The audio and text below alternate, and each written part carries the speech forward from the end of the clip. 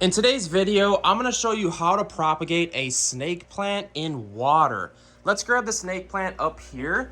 And like I said, we're going to be cutting the leaves of the snake plant and propagating this in water. This is one of the easiest ways to propagate a snake plant. I got my glass of water, the snake plant, and now I'm going to go grab a scissors. By the way, this is my house and it's crazy full of houseplants and fish tanks. I'm an absolute nerd. Please consider subscribing to the channel. We're always doing crazy projects, DIYs, care guides. If you like houseplants and fish tanks, just subscribe. So you're gonna need something to cut the snake plant leaf. I highly advise you get yourself a clean pair of scissors or some snips or a razor blade. All right, so I'll try to clear the workstation. This table is usually a hot mess full of plants, but it's actually pretty clean today, so I figured I would do a video.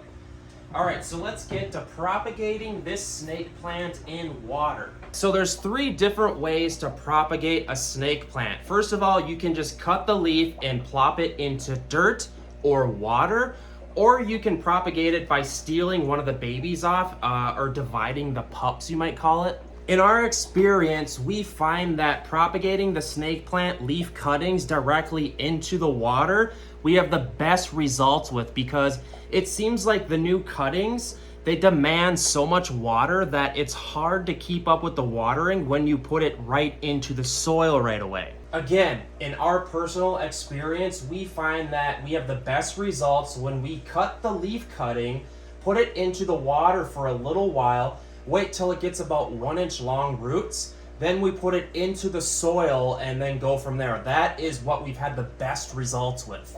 Obviously, we are going to be cutting one of the leaves, and what you can actually do, what I advise you do, is to just cut one of the leaves at the bottom. Let's go with this big one because it seems to be doing pretty well. Actually, let's do the side one, because a lot of times people desire the snake plant to be real tight and kind of like congested and just like grow high. And sometimes it's best to propagate these like weird side winding leaves.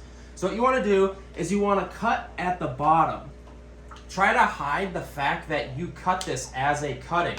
So here we are. This is what we have. So there's 2 choices here. We can literally just plop it into the water, or what you can do is you can cut it into multiple strips. I advise maybe keeping like 3 inches in between the strips. And it's very important. What you need to do is make sure that the top of the leaf is pointing up. Let's rewind this a little bit. We cut the leaf of the snake plant, and you can just literally plop it in there and let it sit in there. It can sit in the water a little bit with no harm. Some people say that if you cut it at an angle, that the leaf grows better because it doesn't sit on the bottom and it allows like the pores of the leaf to absorb water. I don't know. Some people do a V-cut. Honestly, I don't really think it matters, but that's my opinion. So then what you do is just lay it in there, and it would literally take like 2-3 months to grow roots. This is a really slow growing plant, so it's gonna take a hot minute to actually grow roots. And again, if you wanna cut the leaf in multiple positions or locations to have multiple cuttings, to have multiple propagations, I said that 4 times. You can literally cut it in the middle. You just need to make sure that when you put it in the water, that it is the right side up. The top of the leaf, this plant has to grow up. This is a huge deal. So I would put both of these inside here. And if you wanted, you could cut a leaf as many times as you want. I could cut this leaf with the scissors, 5 different times and throw all those propagations in the water.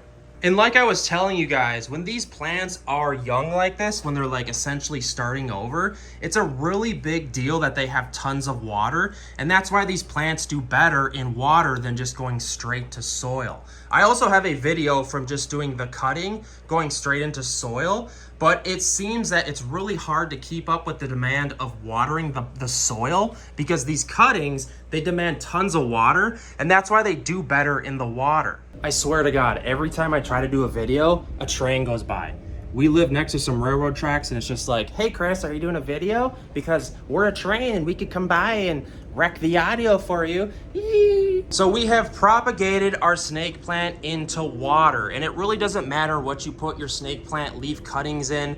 This is just essentially a drinking glass, and what you want to do with your cuttings is put them on a windowsill. The snake plant likes a lot more water than a lot of people think they do. we could just put it on the shelf here because this gets a lot of sun. And I guess in about 2 or 3 months, we'll come back and wait till like the roots are like this long, because that's right when you want to put them in soil, because that's the transition time.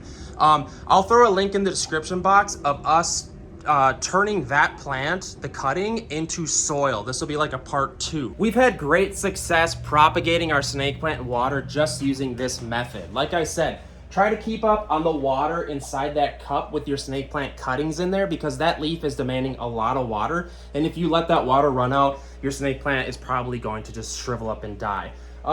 We're going to be making another video on transitioning that cutting into soil, because that is that's our method. So guys, please subscribe to the video, hit up the comment section. I want to hear from you guys. Are you researching how to propagate your snake plant? Does it have babies?